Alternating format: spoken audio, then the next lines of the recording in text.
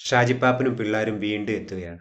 ഷാജിപ്പാപ്പനും പിള്ളാരും വന്നപ്പോഴെല്ലാം കേരളീയരെല്ലാം രണ്ട് കൈ നീട്ടി സ്വീകരിച്ചു. കേരളത്തിലെ തിയേറ്റർ എല്ലാം പൂരപ്പറമ്പാവുകയും ചെയ്തിരുന്നു. അതുപോലെ തന്നെ ഇപ്പം വീണ്ടും ഷാജിപ്പാപ്പനും പിള്ളാരും മൂന്നാമതൊരു വരവ് കൂടി വരാൻ പോവുകയാണ്. ഷാജിപ്പാപ്പൻ മാത്രമല്ല, പിള്ളാർ മാത്രമല്ല, ഒപ്പം തന്നെ സാത്താൻ സേവിയർ ഉണ്ട്, ഡ്യൂഡുണ്ട്, സർബത്ത് ഷമീറുണ്ട് എന്ന് തുടങ്ങിയ എല്ലാവരും തന്നെ ഷായിപ്പാപ്പന് കട്ട സപ്പോർട്ടായിട്ട് കൂടെയുണ്ട്.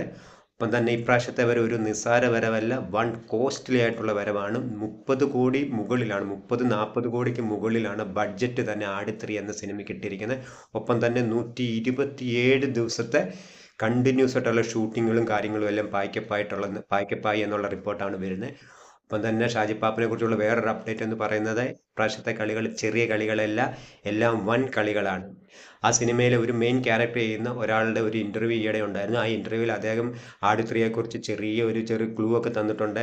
എന്തോ മറ്റേ നമ്മുടെ ഇത് ടൈം ട്രാവലർ പോലൊക്കെയുള്ള എന്തോ സംഭവങ്ങളൊക്കെ ഉണ്ട് ഷാജിപ്പാപ്പനും പിള്ളാരെന്നൊക്കെയാണ് പറയുന്നത്. എന്തായാലും എന്തു വന്നെന്ന് പറഞ്ഞാലും പക്കാ കോമഡി ആയിരിക്കും. ആട് 1ഉം 2ഉം ആൾക്കാർ എത്രത്തോളം രസിച്ചു നമുക്കറിയാം. അതുപോലെ തന്നെ ആട്3യുടെയും ഫാൻസ് എല്ലാം കരുതിയിരുന്നു വമ്പൻ സർപ്രൈസുകളാണ് വരുന്നത്.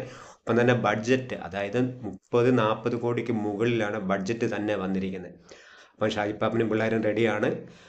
അപ്പം ഷാജിപ്പാപ്പൻ ഫാൻസ് എല്ലാം റെഡിയല്ലേ. പിന്നെ വേറൊരു കാര്യം, ഷാജിപ്പാപ്പൻ ഫാൻസ് അറിയാത്തവർക്ക് വേണ്ടിയാണ്, മാർച്ച് 19-നാണ് റിലീസിങ് പ്രഖ്യാപിച്ചിരിക്കുന്നത്. അപ്പം ആട്3യെ കുറിച്ച് ഒരു ചെറിയൊരു അപ്ഡേറ്റുമായിട്ട് വന്നതാണ്. പിന്നെ എൻ്റെ സിനിമ സംബന്ധമായിട്ടുള്ള ചാനലാണ്, അതുകൊണ്ട് ചാനൽ ഒന്ന് സബ്സ്ക്രൈബ് ചെയ്യാൻ സാധിക്കുമെങ്കിൽ ഒന്ന് സബ്സ്ക്രൈബ് ചെയ്യണേ.